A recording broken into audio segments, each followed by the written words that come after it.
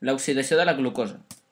L'oxidació de la glucosa és un procés químic que proporciona energia d'un organisme per portar a terme totes les seves activitats. Materials: blau de metilè i glucosa, hidròxid de sodi i aigua destil·lada, pot de precipitats.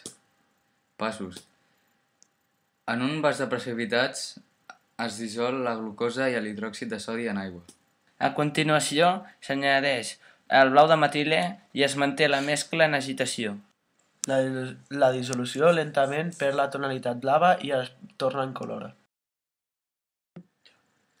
El que realment està passant és que a l'agitar s'incorpora l'oxigen present a l'atmosfera, oxida el blau de metilè que inicialment hem dissolt, donat a lloc a la seva forma de color blau. Al mateix temps, el blau de metilè oxida la glucosa produint una incoloritat.